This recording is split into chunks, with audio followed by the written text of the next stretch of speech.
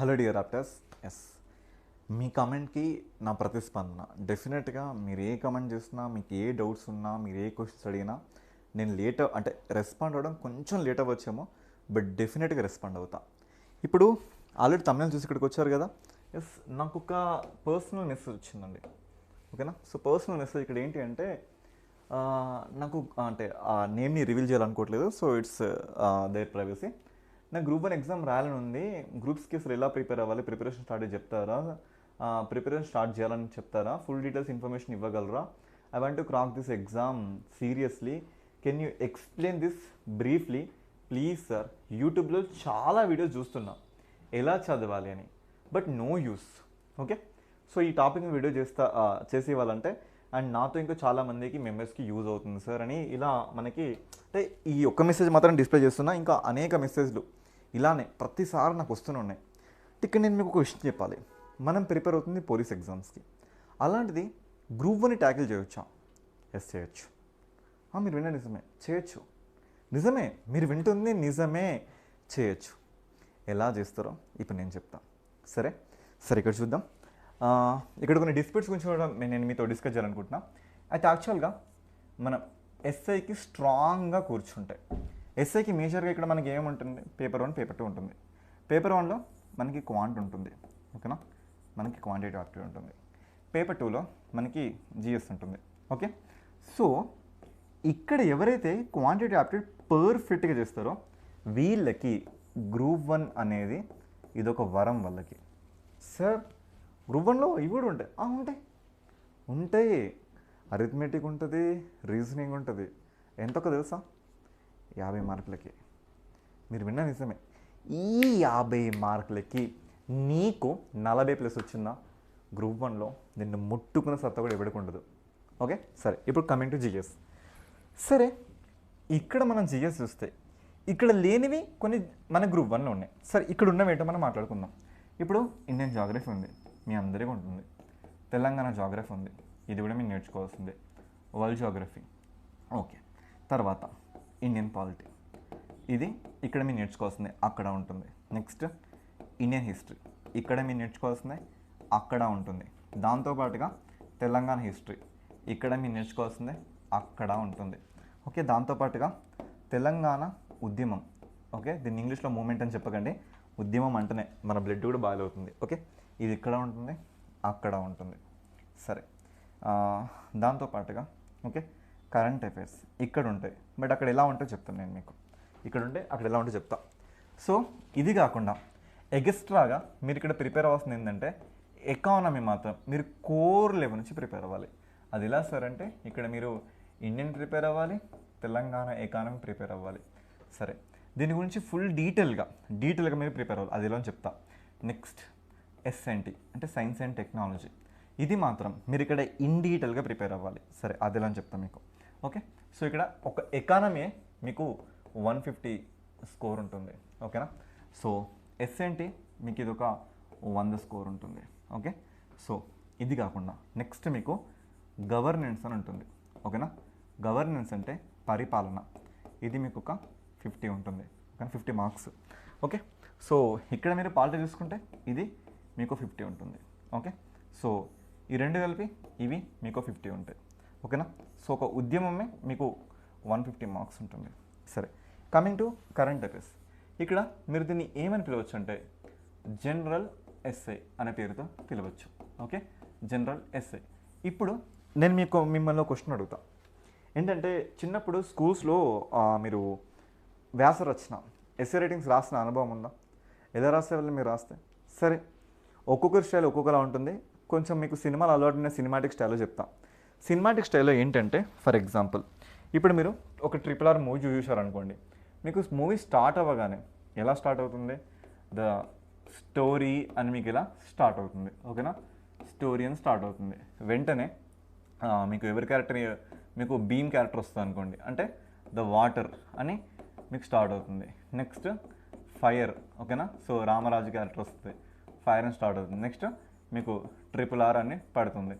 Next మీకు interval, ఓకేనా. So interval అని మీకు ఇలా, అంటే ఈ నరేషన్ ఎలా ఉందంటే మీకు సో ఉపోద్ఘాతం అంటే మీకు స్టార్టింగ్ ఎలా అవుతుంది, సో ఫస్ట్ ఇంట్రొడక్షన్ బాడీస్ ఏంటి, నెక్స్ట్ స్టోరీ ఏంటి, మధ్యలో మీరు బ్రేక్ ఎలా ఇవ్వాలి, సో నెక్స్ట్ క్లైమాక్స్ అంటే మీరు క్లైమాక్స్ ఎలా ఎండ్ చేయాలి, ఎండ్ చేశాక సమ్మరీ కింద మీరు ఇప్పుడు ఏం చెప్తారు ఇక్కడ. సో సమ్మరీ కింద మీరు ఏం రాసి, ఇదొక నేను ఒక మూవీ ఎగ్జాంపుల్ తీసుకొని చెప్తున్నా. అంటే నరేటింగ్ స్టైల్ అనేది మీ బ్లడ్లో ఉంది అంటే డెఫినెట్గా దీనికి ఇంకా చెప్పాలంటే ఎస్ఐపిసి వీటికంటే గ్రూప్ 1 ఈజీ. ఎందుకు తెలుసా, ఎస్ఐపిసి దాంట్లో అయితే మీకు ఆన్సర్ కరెక్ట్ అయితేనే మీకు 100% మార్క్స్ వస్తున్నాయి. బట్ ఇక్కడ మీరు రాసిన క్వశ్చన్కి మీకు ఇంతో కొంత మార్క్స్ పడడానికి స్కోప్ ఉంటుంది. ఫర్ ఎగ్జాంపుల్ 10 మార్క్స్ అయితే మీ పర్ఫార్మెన్స్ బాగుంటే మీకు 8 వరకు స్కోర్ వస్తుంది. ఓకే, మీ పర్ఫార్మెన్స్ అట్టరి నాన్స్ ఉన్నా కూడా ఒక 3 మార్క్స్ అయినా మీకు జనరేట్ అవుతుంది. సో కాస్త ఆర్డినరీగా ఉంటే 6 to 7 మార్క్స్ అయినా ఇక్కడ మీకు జనరేట్ అవుతుంది. అంటే ఎక్కడ చూసినా కూడా మీకు బెస్ట్ అడ్వాంటేజ్ ఇక్కడ ఉంది. అండ్ రెండోది సాడ్, అసలు ఇది మాట్లాడకూడదు బట్ నేను మాట్లాడుతున్నా మీతోనే. ఏంటి అంటే so please prepare in English. Telugu medium వాళ్ళకి చాలా తీసుకోలేనటువంటి మాటే, కానీ గత సంవత్సరం జరిగిన విషయాల ప్రకారంగా నేను మీకు చెప్తుంది ఏంటంటే please be prepare in English. Of course ఈ మాట మాట్లాడడం నాకు ఇష్టం లేదు, బట్ లాస్ట్ టైం జరిగింది ఎలాంటి దారుణాలు జరిగినాయో, సో వాటికి ఎవిడెన్సెస్ లేవు, వాటికి ఎవిడెన్సెస్ ఏమీ లేవు.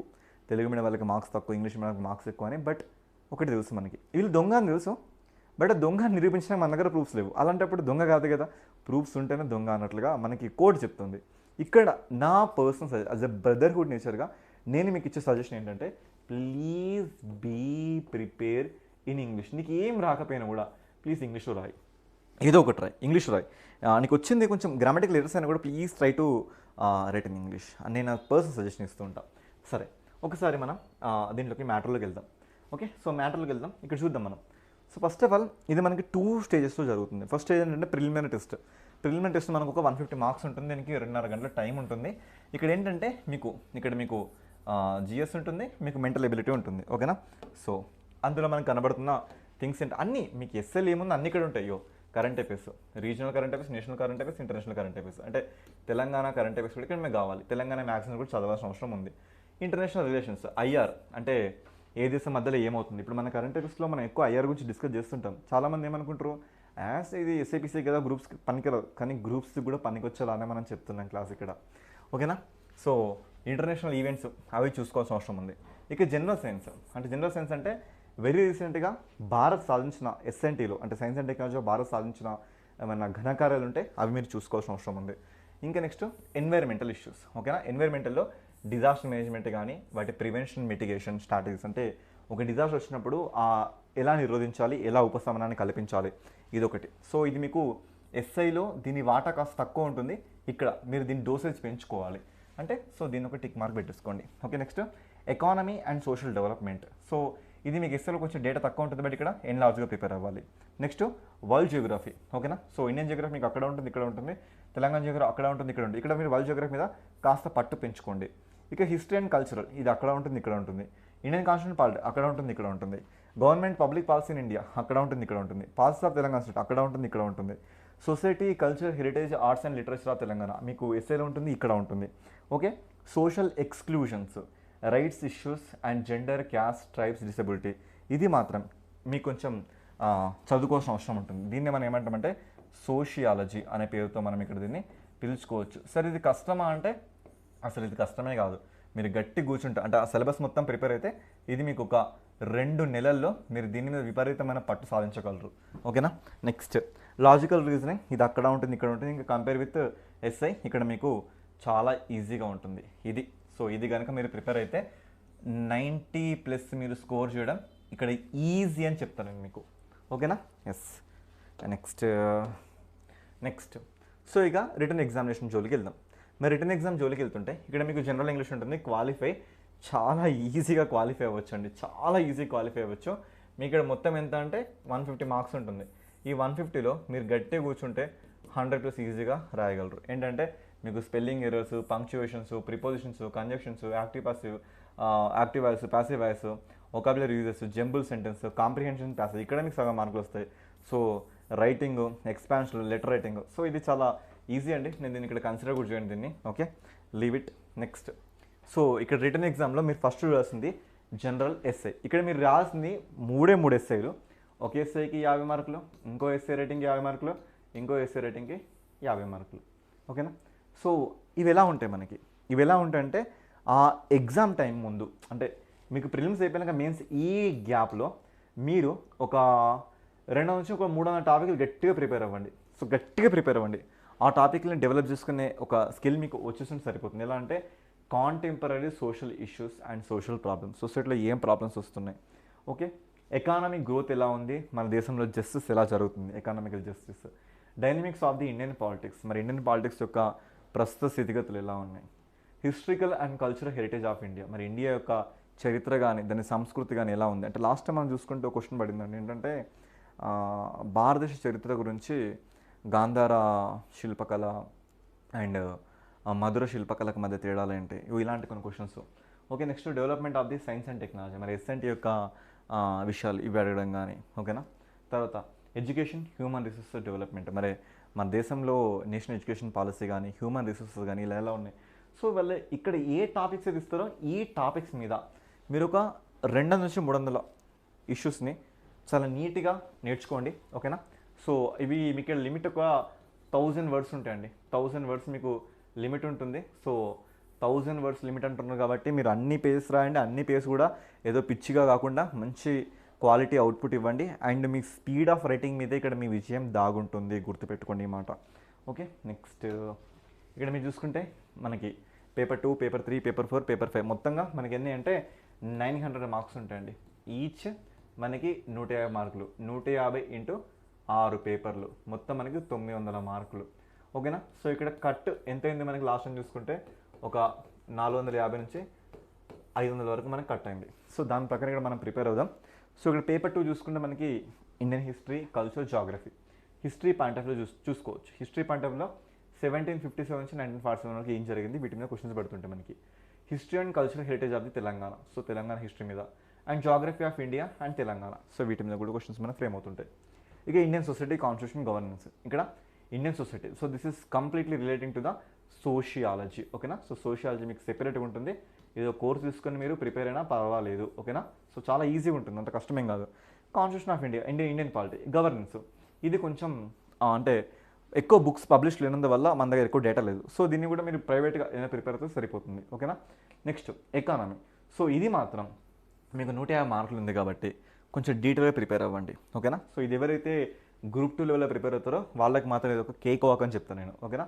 ఇండియన్ ఎకానమీ కానీ, డెవలప్మెంట్ కానీ, తెలంగాణ ఎకానమీ డెవలప్మెంట్ అని, ఎకానమీ ప్రాబ్లమ్స్ ఇవన్నీ మనకు ఉంటుంటాయి. సో ఇది చూస్తే సరిపోతుంది. Okay, next paper 5. ఇది మొత్తం pure science and technology and data interpretation. Okay, science and టెక్నాలజీలో the role of the important science, అంటే ఫర్ ఎగ్జాంపుల్ ఎలా అంటే గగన్యాన్ గురించి వివరించండి, చంద్రయాన్ 3 గురించి వివరించండి, మన జరిగిన మనకి ఏదైనా కొత్త కొత్త ఇష్యూస్ ఏదైనా న్యూస్ వచ్చినా వాటి గురించి అన్నట్లుగా మనకి క్వశ్చన్స్ ఫ్రేమ్ అవుతుంటాయి. ఓకేనా? Next modern trends in applications of the knowledge of science and technology, మన వెరీ రీసెంట్గా వస్తున్న సైన్స్లో మనకు వస్తున్న కొత్త కొత్త అప్లికేషన్స్ ఏంటి, ఇలా. Next data interpretation, problem solving. ఇక్కడ మీకు చూసుకుంటే మీకు అరిథమెటిక్ అండ్ రీజనింగ్, డిఐ, ఇవి మాత్రం మీకు 50 మార్కులు సెటిల్ చేయబడ్డది. ఇవి ఎస్ఐలో మ్యాథ్స్ బ్యాక్గ్రౌండ్ స్టూడెంట్స్ అయితే ఇక్కడ మీకు ఫుల్ ఆఫ్ ఆపర్చునిటీస్ అండి. ఓకేనా?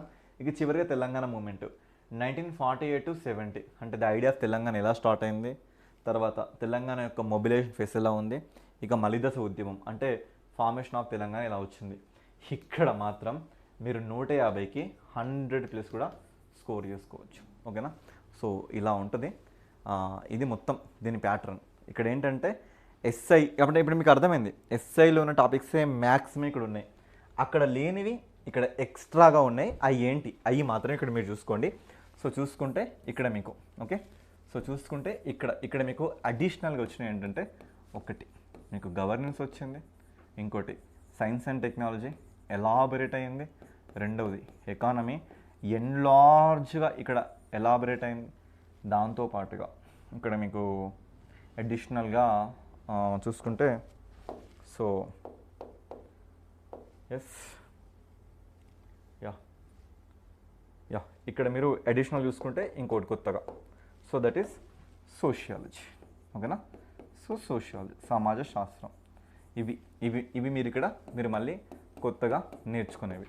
ఇక్కడ గవర్నెన్స్ మీరు అనుకుంటే ఒక నెలలో దీన్ని మీరు ఫినిష్ చేయగలరు. ఎస్ఐ అంటే ఇది ఒక 2 నెలల్లో ఫినిష్ చేయగలరు.